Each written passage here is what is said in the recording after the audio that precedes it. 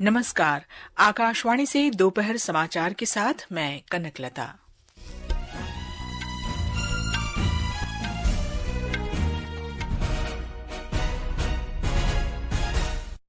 प्रधानमंत्री नरेंद्र मोदी ने कहा, भारत अब केवल तकनीक का उपभोक्ता ही नहीं, प्रौद्योगिकी परिवर्तन का नेता भी बन चुका है।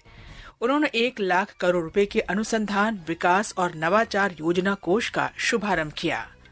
राष्ट्रपति द्रौपदी मुर्मू ने उत्तराखंड विधानसभा के विशेष सत्र को संबोधित किया।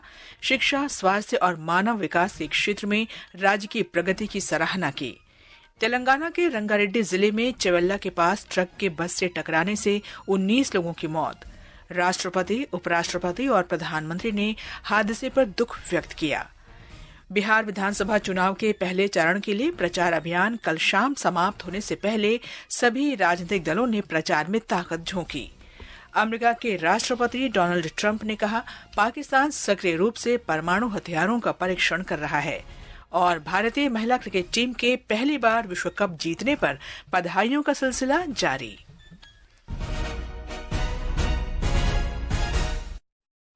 अब समाचार विस्तार से। प्रधानमंत्री नरेंद्र मोदी ने कहा है कि भारत अब तकनीक का सिर्फ उपभोक्ता नहीं, बल्कि ये प्रौद्योगिकी परिवर्तन का नेता बन चुका है।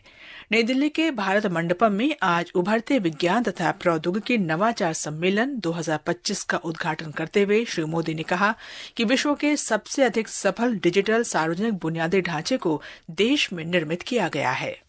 कोविड के दौरान हमने दुनिया का सबसे बड़ा वैक्सीनेशन प्रोग्राम चलाया। इतने मेहनत स्केल पर पॉलिसीज और प्रोग्राम्स को सक्सेसफुली इम्प्लीमेंट करना ये कैसे पॉसिबल होता है? ये पॉसिबल हुआ क्योंकि आज दुनिया का सबसे पहला और सबसे सफल डिजिटल पब्लिक इंफ्रास्ट्रक्चर अगर किसी के पास है तो उस देश का नाम है हिंदुस्तान। प्रधानमंत्री ने कहा कि सरकार देश में नवाचार का आधुनिक तंत्र निर्मित करने के लिए अनुसंधान को सुगम बनाने पर ध्यान केंद्रित कर रही है। हमने रिसर्च डेवलपमेंट इनोवेशन स्कीम भी शुरू की है और इसके लिए 1 लाख करोड़ रुपए की राशि तय की गई है। हमारा प्रयास है कि प्राइवेट सेक्टर में भी रिसर्च एंड डेवलपमेंट को बढ़ावा मिले। पहली बार हाई रिस्क और हाई इम्पैक्ट प्रोजेक्ट के लिए कैपिटल भी उपलब्ध कराई जा रही है। प्रधानमंत्री ने कहा कि भारत विश्व का तीसरा सबसे बड़ा स्टार्टअप पारिस्थितिकी तंत्र बन चुका है। स्टार्टअप में भी भारत अब दुनिया का तीसरा सबसे बड़ा स्टार्टअप इकोसिस्टम बन गया है। 6000 से अधिक डीप टेक स्टार्टअप्स आज क्लीन एनर्जी, एडवांस मटेरियल्स जैसे क्षेत्रों में काम कर रहे हैं। श्री मोदी ने यह भी कहा कि देश का सेमीकंडक्टर क्षेत्र एक परिवर्तनकारी छलांग लगा चुका है। बायो इकोनॉमी की बात करें तो 2014 में ये $10 बिलियन की थी। आज ये करीब $140 बिलियन तक पहुंच चुकी है। ये समाचार हमारी वेबसाइट www.newsonair.gov.in और हमारे न्यूज ऑन एआईआर ऐप पर भी उपलब्ध हैं। दोपहर समाचार में आपका फिर स्वागत है। राष्ट्रपति द्रौपदी मुर्मू ने आज उत्तराखंड राज्य विधानसभा के विशेष सत्र को संबोधित किया। उन्होंने राज्य के सभी निवासियों और विधायकों को बधाई देते हुए पिछले 25 वर्ष में उत्तराखंड की उल्लेखनीय उपलब्धियों की सराहना की।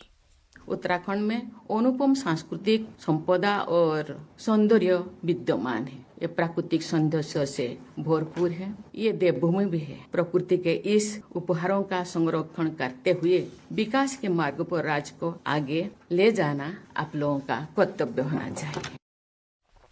राष्ट्रपति ने महिला सशक्तिकरण के लिए किए गए प्रयासों की प्रशंसा की।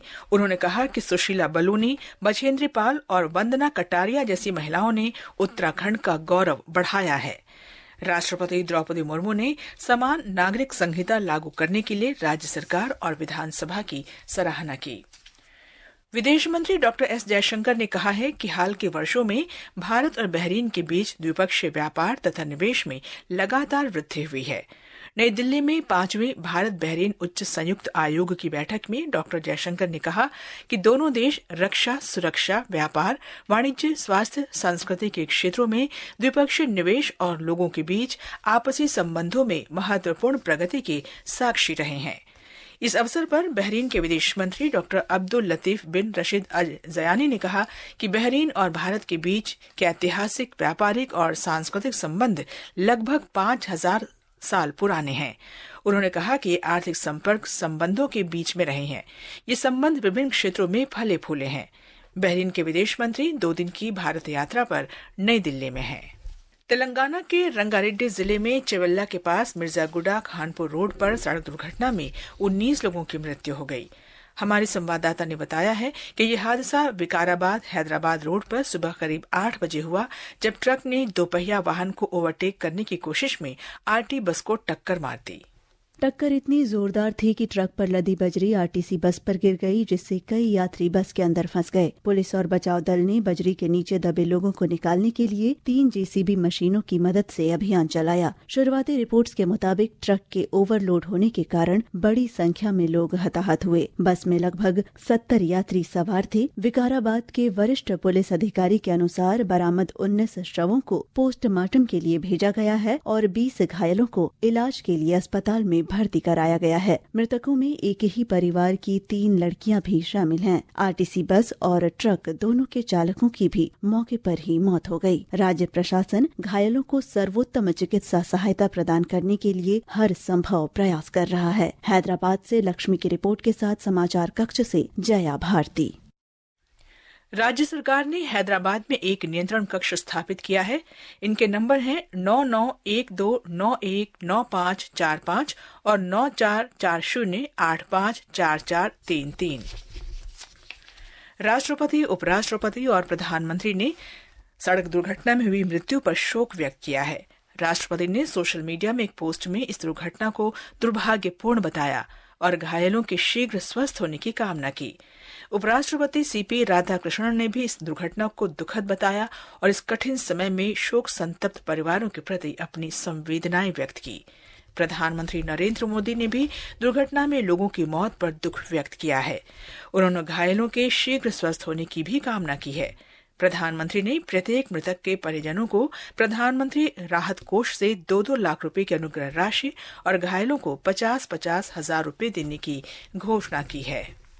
बिहार विधानसभा चुनावों के पहले चरण के लिए प्रचार अपने चरम पर पहुंच गया है। राष्ट्रीय जनतांत्रिक गठबंधन और महागठबंधन दोनों के स्टार प्रचारक और वरिष्ठ नेता विभिन्न निर्वाचन क्षेत्रों में जनसभाएं और रैलियां कर रहे हैं। पहले चरण का चुनाव प्रचार कल शाम समाप्त हो जाएगा। इस चरण में 6 नवंबर को 18 जिलों की 121 विधानसभा सीटों पर मतदान होगा। हमारे संवाददाता ने बताया है कि इस बीच दूसरे चरण के लिए भी प्रचार जोर पकड़ रहा है, जिसमें 122 विधानसभा सीटें हैं। जनता दल यूनाइटेड के अध्यक्ष और मुख्यमंत्री नीतीश कुमार ने भागलपुर में आज एक चुनावी जनसभा को संबोधित करते हुए कहा कि उनके नेतृत्व में बिहार विकास के पथ पर अग्रसर है। श्री कुमार ने कहा कि प्रधानमंत्री नरेंद्र मोदी ने बिहार के लिए कई सौगात दी है। उन्होंने कहा कि दोबारा एनडीए सत्ता में आती है तो विकास कार्यों में और तेजी लाई जाएगी। मुख्यमंत्री ने लोगों से महागठबंधन द्वारा किए जा रहे वादों को धोखा बताया। श्री कुमार ने कहा कि उन्हें वोट देने से पहले एक बार सोचना चाहिए कि किस प्रकार राष्ट्रीय जनता दल और कांग्रेस के कार्यकाल में कानून व्यवस्था की स्थिति बदहाल थी। इधर महागठबंधन के मुख्यमंत्री पद के उम्मीदवार और राष्ट्रीय जनता दल के नेता तेजस्वी प्रसाद यादव ने भोजपुर में एक चुनावी जनसभा को संबोधित किया। उन्होंने कहा कि महागठबंधन की सरकार किसानों, युवाओं और महिलाओं के कल्याण के लिए काम करेगी। सातों दल के घोषणा पत्र में इसका उल्लेख किया गया है। तेजस्वी यादव ने जनसभा में कहा कि बिहार में राजनीतिक बदलाव बिल्कुल निश्चित है और इस बार जनता महागठबंधन को सत्ता में लाएगी। एनडीए की ओर से भाजपा के स्टार प्रचारक और प्रधानमंत्री नरेंद्र मोदी, केंद्रीय गृह मंत्री अमित शाह और उत्तर प्रदेश के मुख्यमंत्री कई जनसभाओं को संबोधित करने वाले हैं। कांग्रेस की राष्ट्रीय महासचिव प्रियंका गांधी सहरसा में चुनावी जनसभा को संबोधित करेंगी। इधर AIMIM के प्रमुख असदुद्दीन ओवैसी ने सीमांचल क्षेत्र में कई जगहों पर चुनाव प्रचार किया और उन्होंने इस क्षेत्र के पिछड़ेपन के लिए एनडीए और महागठबंधन दोनों को दोषी ठहराया। जनसुराज पार्टी की ओर से वरिष्ठ नेता प्रशांत किशोर भी कई जनसभाओं को संबोधित कर रहे हैं। धर्मेंद्र कुमार राय, आकाशवाणी समाचार, पटना। दरभंगा में जनसभा को संबोधित करते हुए भारतीय जनता पार्टी के वरिष्ठ नेता और उत्तर प्रदेश के मुख्यमंत्री योगी आदित्यनाथ ने कहा कि प्रधानमंत्री नरेंद्र मोदी और गृहमंत्री अमित शाह ने कश्मीर को आतंकवाद और उग्रवाद से मुक्त कराने का कार्य किया है। आज कश्मीर में मिथिला का व्यक्ति भी और बिहार का व्यक्ति भी समान रूप से जाकर के बस सकता है। यह अधिकार मोदी जी ने दिया है। पटना में मीडिया से बातचीत करते हुए लोक जनशक्ति पार्टी रामविलास के अध्यक्ष और केंद्रीय मंत्री चिराग पासवान ने कहा कि प्रधानमंत्री नरेंद्र मोदी के कुशल नेतृत्व में पिछले 11 वर्ष में 25 करोड़ से अधिक लोग गरीबी से बाहर निकले हैं। आज जब हम लोग बिहार चुनाव की बात कर रहे हैं, एक बड़ी आबादी आज भी उस दहलीज पर है गरीबी रेखा से बाहर निकलने की, और वो मेरे प्रधानमंत्री की सोच और मुख्यमंत्री नीतीश कुमार जी के अनुभव से आने वाले वर्षों में वो भी पूरा होता हुआ दिखेगा। महागठबंधन के मुख्यमंत्री पद के उम्मीदवार तेजस्वी यादव ने कहा कि भाजपा के जनता दल यूनाइटेड के अध्यक्ष नीतीश कुमार को फिर से मुख्यमंत्री बनाने की कोई योजना नहीं है। तो इसमें कौन सी चौंकाने वाली बात है? आप सब लोग जान रहे हैं कि भाजपा के लोग जो है नीतीश कुमार जी को बिहार का मुख्यमंत्री बनाएंगे। सर्वोच्च न्यायालय 7 नवंबर को आवारा कुत्तों के मामले में फैसला सुनाएगा।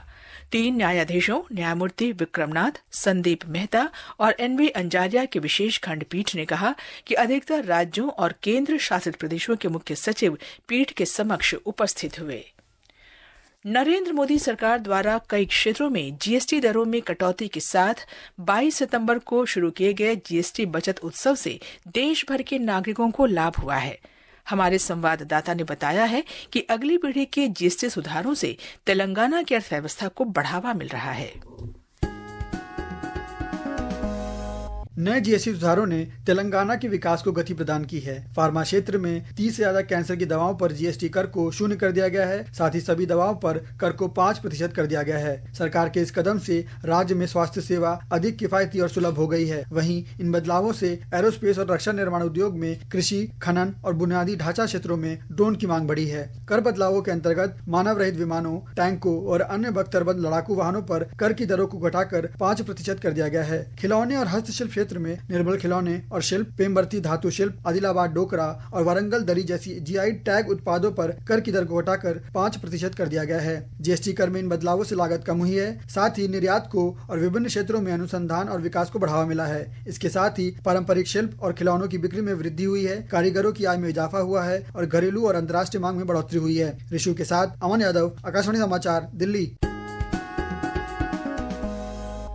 अमेरिका के राष्ट्रपति डोनाल्ड ट्रंप ने कहा है कि पाकिस्तान उन देशों में शामिल है जो सक्रिय रूप से परमाणु परीक्षण कर रहे हैं। कल मीडिया से बातचीत में श्री ट्रंप ने कहा कि रूस, चीन, उत्तर कोरिया और पाकिस्तान परमाणु परीक्षण कर रहे हैं। ये समाचार आकाशवाणी से प्रसारित किए जा रहे हैं। ये आकाशवाणी है। भारतीय महिला क्रिकेट टीम ने आईसीसी एक दिवसीय महिला विश्व कप का खिताब जीतकर इतिहास रच दिया है। भारतीय टीम की उपलब्धि पर पूरे देश में जश्न का माहौल है। इसके बाद से ही टीम को देश भर से बधाई मिल रही है। उपराष्ट्रपति और प्रधानमंत्री ने विश्व कप जीतने पर भारतीय टीम को बधाई दी है। राष्ट्रपति द्रौपदी मुर्मू ने कहा कि भारतीय टीम को प्रतिभा और प्रदर्शन के अनुरूप परिणाम मिला और ये ऐतिहासिक उपलब्धि महिला क्रिकेट को और अधिक ऊंचाई पर ले जाएगी। उपराष्ट्रपति सीपी राधाकृष्णन ने सोशल मीडिया पोस्ट में कहा कि भारतीय टीम की लगन, कौशल और अदम्य उत्साह ने देश का नाम ऊंचा किया। प्रधानमंत्री नरेंद्र मोदी ने सोशल मीडिया पोस्ट में कहा कि भारत का प्रदर्शन अद्भुत कौशल और आत्मविश्वास से भरपूर रहा। पूरी टीम ने असाधारण टीम वर्क का परिचय दिया। आकाशवाणी का समाचार सेवा प्रभाग आज रात 9:30 बजे फोन इन कार्यक्रम पब्लिक स्पीक में बैंकिंग कानून संशोधन अधिनियम 2025 1 नवंबर से प्रभावी महत्वपूर्ण परिवर्तनों पर परिचर्चा प्रसारित करेगा। अंत में मुख्य समाचार एक बार फिर। प्रधानमंत्री नरेंद्र मोदी ने कहा कि भारत अब केवल तकनीक का उपभोक्ता नहीं, प्रौद्योगिकी परिवर्तन का नेता भी बन चुका है। राष्ट्रपति द्रौपदी मुर्मू ने उत्तराखंड विधानसभा के विशेष सत्र को संबोधित किया। तेलंगाना के रंगारेड्डी जिले में चेवल्ला के पास ट्रक के बस से टकराने से 19 लोगों की मौत। और भारतीय महिला क्रिकेट टीम के पहली बार विश्व कप जीतने पर बधाइयों का सिलसिला जारी। इसके साथ ही दोपहर समाचार का ये अंक समाप्त हुआ। नमस्कार।